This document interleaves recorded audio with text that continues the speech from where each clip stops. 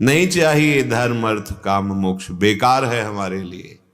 कितनी बड़ी बात है। धर्माद्यर्थ चतुष्टयम विजयताम किम तद वृथा वार्तया। और मुझे ईश्वर की एकांतिक भक्ति भी नमस्कार है, नहीं चाहिए। क्या अद्भुत स्थिति है। सही कांतेश्वर भक्ति योग पदवी त्वारूपिता मूर्धनि, ऐसे प्रणाम करता हूं। नहीं, आपको चाहिए क्या? बोले यो वृंदावन सीम, जो वृंदावन की सीमा में विराजमान है, जिनका दर्शन, जिनका सानिध्य वृंदावन की कृपा से, वृंदावन के रसिकों की कृपा से होता है। यो वृंदावन सीमनि कश्चन घनाश्चर्य किशोरी मणिस्तत् कैंकर्य। ये कैंकर्य रस बहुत दुर्लभ रस है। तत्कैंकर्य रसामृताधि परम चित्ते न में रोचते। मेरे चित्त को और कुछ नहीं रुचता जो वृंदावन में विराजमान श्री स्वामिनी जो है, इनके चरण का सानिध्य, इनकी चरण सेवा के सिवा मुझे कुछ नहीं।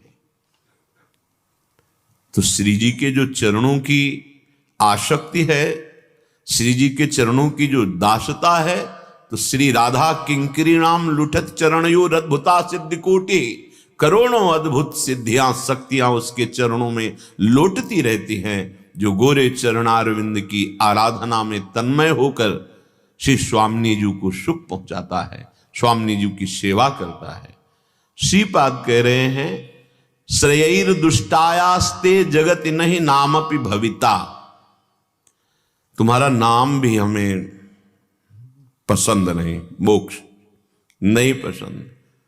क्या स्थिति है, प्रेम की क्या स्थिति है। ये मोक्ष पदवी प्रदान करने वाले महापुरुष, ये ज्ञान समुद्र में गोते लगाने वाले महापुरुष हैं। कोई साधारण भगत बोलता तो उसकी भी बात माननी होती, लेकिन असाधारण ज्ञानी और असाधारण प्रेमी वो कह रहे हैं, अरे मोक्ष अगर हमारे सामने आएगा तो हम तुझे दुष्ट कह के संबोधन करेंगे, क्योंकि तुम हमें प्रियाजू से अलग कर दोगे। ये मुझे नहीं चाहिए। प्रियालाल के चरणारविंद की प्रीति। प्रभु आसक्त हो जाते हैं, प्रभु आसक्त हो जाते हैं। प्रभु में अपने जीवन को समर्पित करके प्रीति प्राप्त करने के लिए बहुत दुर्लभ भक्त होते हैं जो चलते हैं। नहीं तो भक्ति का आश्रय लेते हैं और शरीर सुख, मान सम्मान, यश कीर्ति, इसमें हम रुक जाते हैं, आगे नहीं बढ़ पाते। कोई बिरला इनको पार करके मोक्ष सुख का भी त्यागी।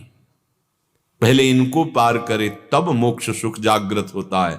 उस मोक्ष सुख से भी विरति, वहां भी रति नहीं, और रसिकों का संग, तब प्रियालाल के चरणों की प्रीति प्राप्त होती है।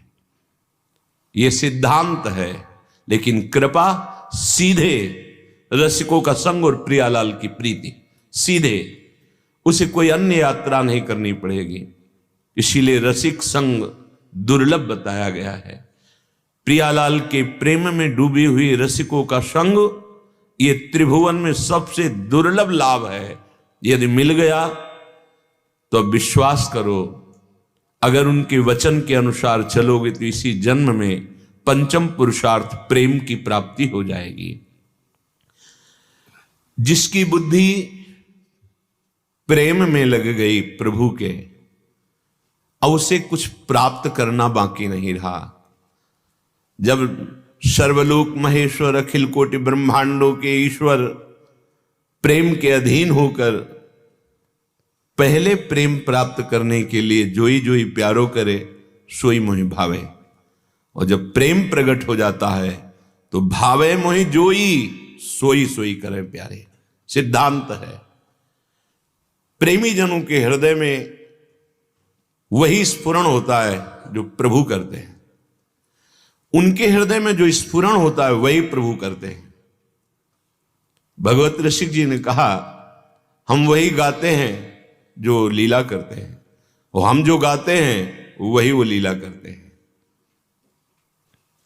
भावे मोहि जोई सोई सोई करे प्यारे। अपने हृदय को यदि महान सुख में निमग्न करना चाहते हो श्री सूरदास जी महाराज कह रहे हैं, ये दिव्य नेत्र संपन्न है।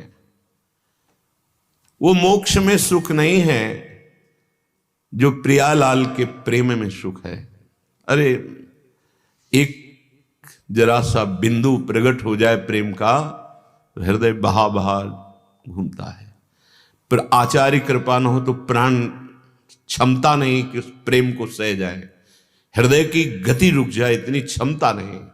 वो आचार्य प्रदत्त मंत्र, आचार्य प्रदत्त उपासना से हृदय परिपक्व होता रहता है और प्रेम को सहने की सामर्थ्य प्राप्त होती है। प्रेम महान सुख, महान आनंद, जिस आनंद की याचना आनंद सिंधु समुद्र प्रभु कहते हैं। लाडली जिसे मांगत लाल लाडिलो नागर, वो हमारी प्रिया जो, वो हमारे लाल जो महाराज, इनसे प्रेम हो जाना एक कठिन बात है। सबसे दुर्लभ बात प्रेम है। प्रेम कामना रहितम है। कोई अगर अंदर कामना है फिर प्रेम का प्रादुर्भाव होना भी विलंब है। किसकी कामना करें, क्या कामना करें? सब परिवर्तनशील, नाशवान, समय को बर्बाद करना, यही माया का प्रभाव है। हमारे चित्त को आकर्षित करके सुख बुद्धि इस संसार में हो जाना, यही उसका स्वभाव है। जो माया के स्वभाव और प्रभाव को जान जाता है वो भगवान के स्वभाव और प्रभाव में आसक्त हो जाता है। अभी हम जानते नहीं, बहे चले जा रहे हैं।